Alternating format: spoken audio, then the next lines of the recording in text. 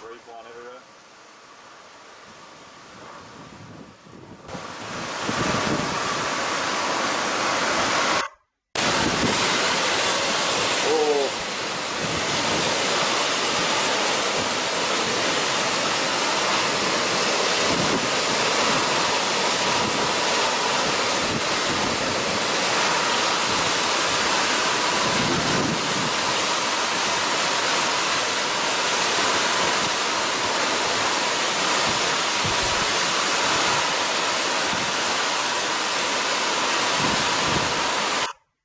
So that's what we found anyway.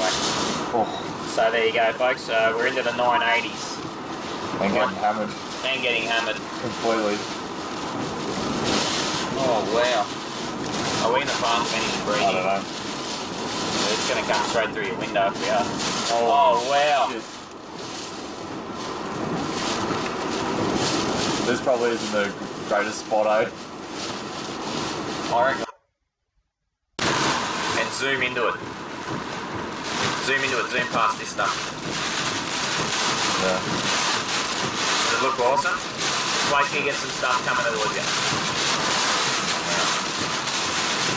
How's that look? Does it look like it's coming straight into the screen? Yeah, and then when people watch this on their 3D.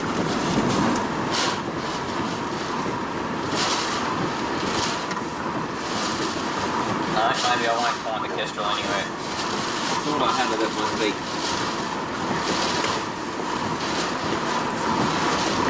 I'm sure I had it at my feet. Good evening, folks, and welcome to an Aussie Cyclone Chasers Cyclone video update tonight, the 12th of April 2014. My name's Chris Nitzo, and that is just the first minute and a half of our 2-minute and a half raw footage from last night. And if you'd like to check that out, you can subscribe to our Aussie Cyclone Chasers YouTube channel, or you can find it on our Facebook page. Folks, tonight we've got to talk about the aftermath of Cyclone Ita, and also Cyclone Ita now continues to pose a threat throughout North Queensland and possibly into northern central Queensland, so we'll need to go into that into more detail. So, folks, what happened over the last 18 hours? We saw that Tropical Cyclone Ita made landfall here to around Cape Flattery, pushed directly south. Basically, the eye passed over the top of Hopevale, and then has continued in the south to south-southeast direction, and now lies just around the Cairns to Mareeba, or just to the north of Cairns, the Cairns-Mareeba area, and is now pushing in a southeasterly direction, and is expected to exit the coast between Cairns and Townsville, probably closer to Cairns than Townsville, and continue in a south-southeast to southeast direction down the coast. We can start to see here some very high rainfall totals. Mareeba getting up to 70 odd millimetres today since 9 a.m. Cairns is already up to near 100 since 9 a.m. to go with their 70 from yesterday. We're also starting to see rainfall developing on the Herbert and Lower Burdekin coast around the Townsville, Ingham, and also down as far south as Bowen and even Mackay starting to see rain. We're also starting to see outflow rain here developing on the central coast of Queensland too, around Rocky, and that will extend further to the south over the next 24 to 48 hours. So earlier today, Cyclone Ita was downgraded to a Category 1 just to the west of Cape Tribulation. The latest one we've got here is issued at 6 p.m, so the 7 p.m. one should come out before this update is out, so I'll post that one at the end. But really, the system is only packing gales now to its eastern quadrants, so even Mareeba is only just receiving those gale force winds, and the system is basically located right over the top of it. So you can see the gale radius out here extends just to the north of Port Douglas, all the way down to the south around Gordonvale, and further to the south around the southern tablelands. We'll see that the system will continue to push in a south-southeast to southeast direction here, and there is still a fair error margin even out to 2 days that the system could lie, even out to tomorrow. There is a very large error margin here of about 200 kilometres. It could be up to about 200 kilometres further offshore or 200 kilometres onshore. So that's a lot of error margin, folks, because the system is accelerating to the south, southeast, and southeast, and that is what is causing such a large error margin. And whether it moves south, southeast, or whether it moves southeast is a huge factor in how much this system will impact the areas, particularly for areas south of Ingham and as we head towards the Mackay region. In the longer term, the cyclone is expected to push in a southeast direction further offshore. So once it heads around about off the coast of the Whitsundays, it's expected to move in a southeast direction further and further and further offshore as it goes southwards. That means the impacts on the coast are going to lessen as the system tracks southwards or southeastwards. If we look at the MSTAT imagery, you can see that the system, when it crossed the coast, was already starting to weaken, and that was because it was undergoing a nightwall replacement cycle. You can see on the MSTAT imagery here that the system is tracking in a south, and now just in the last few frames it started tracking in a more south-southeast direction, and that is the same track that the JTWC have for this system. So let's have a look at that track. So the Joint Typhoon Warning Centre believe that this system is currently very close to Category 2 standard, and it is likely to push in a south-southeast direction. Now, the JTWC have this system exiting around about the Cardwell area. Now, that is a significant development, or a significant change in track forecast guidance compared to the Bureau. The Bureau have it tracking a little bit further to the north as it pushes offshore. And the big issue here with the system located by 4 a.m. on the coast around Cardwell is that the Townsville, particularly the Townsville area, could be in for some flash flooding in that scenario. Generally speaking, when systems are located around about 100 to 200 kilometres north of Townsville, right along the coastline, there's a fairly big surge of northeasterly, southeasterly convergence happening in this area, and this coastline is very favoured in getting some very heavy and intense rainfall over a short period of time in that particular meteorological scenario. The system is then expected to move southeast, and the JTWC have another coastal crossing round about just to the north of or around Alba Beach or Ayr, and then the system tracks across land and just along the coast as it heads towards Bowen Whitsundays, and then pushes southeast offshore and out into the southern Coral Sea.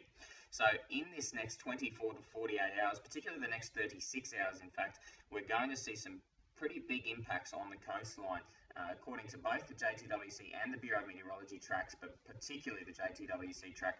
Look, at this stage, the intensity forecast continues to drop.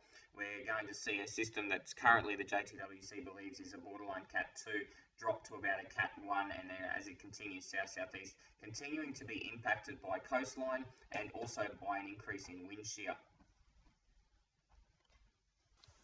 So as we look at intensity model forecast, and I do apologise for the audio in this because it does vary a little bit. The mics that we were using don't work anymore. So as we look at intensity forecasts here, over the next 12 to 24 and then 36 hours, the system is dropping in intensity overall, with maximum wind speeds down to below cyclone intensity by about 36 to 48 hours. So the system will weaken as it pushes in a southeast direction, and the expectation is that this is due to an increase in vertical wind shear due to an upper trough, as well as a decrease in sea surface temperatures if it does get off the coastline, particularly so that becomes an issue south of about Townsville. So if we look at the GFS model forecast, we can see that overall the system, now the GFS model has particularly modelled this very well, and it has modelled it very well from the word go, really, because a lot of the other track guidance initially with IDA had the system pushing out here to the west and impacting Western Australia, and we eventually saw the more reliable computer models from the Bureau, the UK and the European, start to push it further and further eastwards. The GFS was steadfast in its prediction of this recurve right along the coast of Queensland, and it has eventuated. So place a lot of emphasis on this track, folks, because it looks like this is the model, the go-to model for this particular system. Each system tends to have a model that models it particularly well, and for this one, the GFS is it. And we see that the GFS has the system pushing just off the coast of Cairns and then pushing in a south-southeast direction before developing a more southeast track. And you can see here that it really skirts the coast between Cairns and Townsville, and so expect some pretty big impacts here between Cairns and Townsville, particularly once again when these cyclones happen and they're quite weak. Particularly we're looking at those impacts being greatest on the south side of the system. So let's have a look at some high resolution modelling as to what you can expect hour by hour. All right, so folks, if we look at the impacts over the next few hours and into the next few days. This is tonight. We're seeing the system now expected to be just to the south of Cairns, and look, it's been modelled pretty well. So right now, when I'm giving you this update, the model suggests that it's going to be just to the west of Cairns in 3 hours' time, just to the south of Cairns at 10 p.m. Now, look, as that colouring gets stronger and stronger, it means more and more rain. So once you get into the yellow and red, you're looking at moderate to heavy falls. Red, you're looking at heavy falls. Red and that pinkish hue, you're looking at possible flash flooding falls. So as we go into Sunday at 1 a.m., we see the system is located just around about Gordonvale to Innisfail and pushing offshore. As we then head to 4 a.m., we see that really intense rainfall building up just to the south, and the system tracks right along the coastline, just off it or right along it, and intensifies slightly because it pushes offshore at about 7 a.m. tomorrow, and it's located around about the Cardwell area, and will continue then pushing in a south-southeast direction. You can see here Townsville expecting a period of fairly intense rainfall conditions early tomorrow, getting into tomorrow afternoon, and that rainfall continues to push southwards, and you can even see Rocky and Gladstone getting a fair bit of activity there, a long way further to the south in some feeder banding. So this is going to be a fairly big rain producer for a lot of areas of the Queensland coast, and unfortunately though, it is more of a coastal event. It's not going to push in a lot of rain a lot further inland. You can see that the western extent of the rainfall is probably around about Hewenden to just to the west of Emerald, and any further than that, you're not getting too much out of it. As we head to tomorrow night, we see that the system lies off the coast of Proserpine and is pushing a lot of heavy rainfall in the area between about Bowen and Mackay, and you can see a big clearance here to the north towards Townsville and Cairns. There's no rain whatsoever to speak of as we head tomorrow night. And then the system continues tracking in a southeast direction and finally starts to push off a little bit more off the coast there, and that's why most of the rainfall then becomes very, very coastal, and a lot of it actually starts to miss the coast because the system starts to track in a much further east direction. So if we're looking at 12 to 24 hour rainfalls here, we're looking at some very substantial falls as we head to Monday afternoon, anywhere from Bowen south to around the Rocky area or St. Lawrence area. We're looking at some pretty substantial rain, folks. So be aware that there is that flash flooding threat, and the Bureau have issued a warning for that. So right now we're probably likely to be seeing some gales in and around the Cairns area. Those winds will eventually move south with the system. Now you can see the modelling of this system suggesting that gales are really only occurring to the east of the centre, and you can see here this colouring here suggesting winds of 35 to 40 knots. 40 to 45 knots, I should say. And so you're seeing some pretty decent gales there to the east, just to the south of Cairns. Those gales will continue pushing further to the south, so there's going to be a period of very, very heavy, very, very strong winds around the Cardwell to Ingham area at about 4 a.m. tomorrow. And then as we head to 7 a.m. tomorrow, we're going to see those winds start to push south towards Townsville. So Townsville will start to get into 25 to 30 knot winds, and then possibly some gale force winds as we head to Sunday morning to Sunday afternoon. So between sort of 10 o'clock to about 4 o'clock in the afternoon will be Townsville's most windy period. Following on from that wind and weather extend further to the south, and we start to see that any areas to the north of that, so Townsville will start to see a decrease in wind by about 7 p.m. By about 4 p.m. on Sunday. By 7 p.m.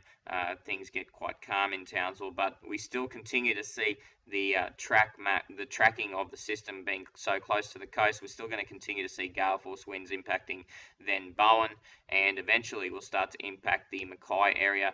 Proserpine, Airlie Beach and the Whitsundays are going to be impacted Sunday night and into Monday morning. And then Mackay will start to be impacted overnight Sunday and into Monday. However, the system is accelerating to the southeast, and so the period of gale force winds will be quite short for each area. There is still the possibility of damaging winds. At this stage, not looking at destructive wind gusts, but there may be just the slightest hint that intensity estimates may be a little bit off, and it may have a chance to intensify a little bit if it can push between Cairns and Townsville. Once it gets south of Townsville, it's not going to encounter too many favourable conditions for intensification, but if it can push off the coast in this area here between Cairns and Townsville, we might see the system intensify a little bit more than modelled. So there is still that potential for it to regain Category 2 status if it can do that. So if we look at wind shear conditions, really in this map what we're looking for are the purples and the reds, and if we don't get purples and reds, it's not really favourable for development of a cyclone. So what we do as we head towards Sunday morning and Sunday, we see that overall the system is starting to be impacted by some fairly moderate to strong shear here, 20 to 30 knots worth of wind shear around the circulation. You can see up here towards Cairns some much lighter shear. Where we are at Cooktown, you can see some much lighter shear, but where the system is going towards, we're seeing an increase in shear, 20 to 30 knots. While that may not be enough to completely kill it, it's going to be enough to stop any chance of real intensification as the system pushes southeastwards. As we head to Sunday afternoon, you can just see so much shear around, particularly to the southern side of the system. There is an upper trough that is capturing the system, and that is creating the wind shear that the system will experience. Look, that wind shear is being offset by what we call upper level divergence, which is it creates basically an upper level outflow channel for the system. So when we get an upper trough, I'll show you on this map what I mean. So as the system tracks here to the south-southeast towards the Cairns to Townsville area, it's going to encounter these increased numbers. Now, these increased numbers show how much upper level divergence there is. So how much chance we have of those storms as they build up, the top of the storms being able to escape to allow new storms to develop underneath. So that is what upper level divergence is. So the higher this value, the more chance we have of intensification. Now, this value works against the value of wind shear. So as wind shear is increasing, so too is upper level divergence. So the two of them combined work against each other. So wind shear will try and kill the system. Upper level divergence will try and get the system to keep going. And so what they'll do is they'll sort of fight it out for a period before eventually wind shear will win and the system starts to weaken. But where exactly that happens, we're not exactly sure. So for at least the next 12 to 24 hours, we do expect that the fact that we have good upper level divergence, even with an increase in wind shear, should result in the system continuing to, if not intensify, at least maintain its current intensity. So you can see here the system is tracking to the south-southeast. So you've got 10 knots of wind shear. That's going to increase to 20 knots of wind shear south of Townsville, and then possibly 30 knots of wind shear as it heads further to the south. And as I said, that wind shear is going to be offset by an increase in upper level divergence. So the two combined are going to create possibly marginal conditions for the system to keep going. Looking at some other track guidance forecasts, we can see in the UK Met model, we see the system tracking right along the coast, all the way to about Ingham, pops off the coast of Ingham, and then hits the coast again around Alva Beach or Ayr, and then pops on or rides the coastline all the way through to Proserpine, Airlie Beach area, and then pops off the coast one last time. So that's a fairly long-winded impacts and fairly long-lived impacts all through the Queensland coastline that this system will have, all the way from around about Cowan all the way south to possibly, we could even see, based on this track guidance in the longer term, some rainfall in southeast Queensland from the system itself. So that's a very, very long and wide set of impacts across Queensland's coast. So if we look at rainfall for today, we're going to see fairly heavy rainfall, and we've already seen it, but we're going to continue seeing heavy rainfall tonight, anywhere from about Port Douglas south to around about Ingham. And now we're also going to see some moderate falls developing, and we're already starting to see that on radar around the Townsville to Mackay area. We'll continue to see that happening over the next 24 hours and increasing. As we head to Sunday, you're going to see that heavy rain really starting to push south, clearance beginning anywhere to the north of Cairns, but some very heavy rainfall developing anywhere south of Innisfail, but particularly in the area from around about Ayr through to Cardwell, and that includes Townsville, expecting falls of well over 100 millimetres in many parts of that coastline, possibly up to 300 millimetres in parts of that coastline. So expect some possible flash flooding in that region. There's also moderate to heavy falls extending further to the south all the way down to Rocky tomorrow, and even some showers developing further to the south, as far south even as Brisbane, believe it or not. And heading, as I said, Hughenden to just to the west of Emerald is where we would expect the western limit, but you might even get an isolated shower back here towards Longreach and Tambo even. So a very widespread rain event this thing is causing. As it heads further to the south, a big clearance on the Monday anywhere to the north of about Ayr, and anywhere to the south of about Proserpine will continue to see some moderate to heavy falls, but once again the really heavy stuff is now starting to push offshore because Cyclone Ida, or what is left of Cyclone Ida by Monday, is starting to push further offshore. So only the exposed parts of the coast are getting very heavy rain. The rest of the coast south of about Ayr is getting just light to moderate falls of rain in some constant showers coming on shore. That rain over the inland areas pushes further to the coast as well, and it's being replaced by some very dry air. The area around Cooktown and Cape Melville, which has been impacted by the worst by this particular system, is only experiencing some very isolated light showers. As we head to Tuesday, we'll continue to see most of that rainfall pushing offshore now, and we start to see an increase in shower and storm activity in the northern Cape York Peninsula again, but that's not due to any low pressure system or anything like that. That's just more seasonal, end of season stuff. Over the southeastern parts of the state, we'll see whatever's remaining of tropical cyclone Ida is still continuing to push some showers onto the coast, but none of those will be really overly heavy, and also possibly some isolated showers and storms over the southern parts of Queensland as well. You can see here back into the Herbert and Lower Burdick and the Central Coast and Whitsundays, where they were receiving that really heavy rain tomorrow and tomorrow and Monday. Those areas will start to fine up definitely by Tuesday as some very dry air creeps into this region. Alright folks, that's all I've got time for tonight. Thank you for watching tonight, and we'll talk again tomorrow night. Stay safe if you're in the warning area, and one last look at the latest track map from the bomb before I go. And so here we've got the system once again. This is the latest update just at 7 p.m. You see the system pushing offshore Innisfail, going to really impact anywhere south of it. So if you're south of Innisfail, you're going to see some pretty big impacts, especially rain-wise. And we're already starting to see some very heavy rain. Anywhere south of Innisfail is likely to cop some very heavy rain overnight tonight and into tomorrow. So you can see already some really heavy rain developing here around the Townsville area. That will only get worse. And this Innisfail, this really, really strong thunderstorm activity has created 30 millimetres in Innisfail over about 20 minutes.